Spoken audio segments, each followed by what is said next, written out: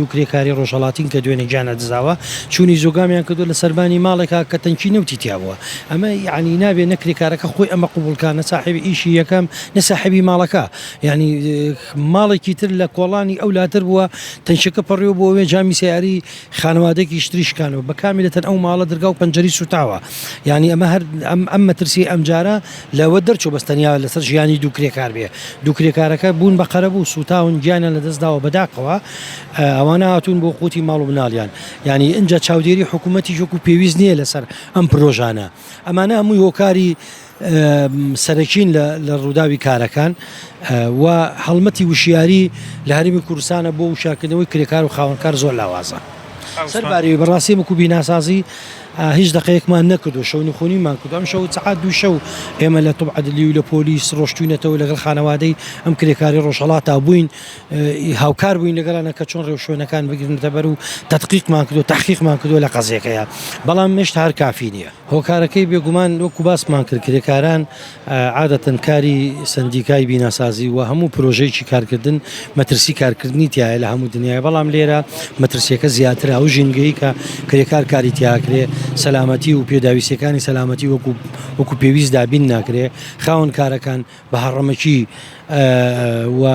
بەبێ گوێدانە ژیانی کرێکارەکان ئەیان خەنە سەر ئیشی قورس و پێداویستیان وەدابین ناکەن لە هەمان کاتە بەشێکی زۆریم کرێکارانەش لە پێشوەختا ڕاهێنانیان پێ نەکراوە عوسمان هۆکاری سەرەکی ئایا کرێکاران خۆیانن ڕێنمایەکان جێبەجێ ناکەن یاخود کۆمپانیەکان سیفتی وەکو پێویستیان بۆ دابین ناکەن هۆکاری سەرکی باس بکرد یعنی یەک هۆکار نییە هۆکارێکیان لە بیدایەت وتم یعنی سروشتی کاری کرێکار قورسا دوو ڕاهێنان بە کرێکاران وەکو پێویست ناکرێت پێشچوونە سەرکار سێ هەمشت ئەوەیە کە خاوەنکارەکان پێداویستەکانی سەلامەتی وەکو پێویست دابین ناکەن و چاودێری حکوومەت لەسەر شوێنکارەکان لە ئاستێکی نزمایە و شیاری بە گشتی هەم کرێکار ئەم خاوەنکار هەمدام دەستگاکان هەمووی لە ئاستی مەترسی سەلامەتی کار لە ئاستێکی لاوازایە ئەمە دلیلی هەستنەکردنە بە بەرپرسیارەتی لە بەرامبەر بە ژیانی کرێکارانە بۆ ساڵ ئاماری گیان لە زان گەیشتۆتە چەند و ئەگە بە دیاریکەی سلێمانین بۆ باسکەی یاخود چه شارێک زۆرترینە لە هەرێمی کوردستانە ئێستا بۆتە هەرێمی کوردستان لەگەڵ کەرکووک و جێناکۆک بناوچەی جێناکۆک بۆتە 54 کرێکار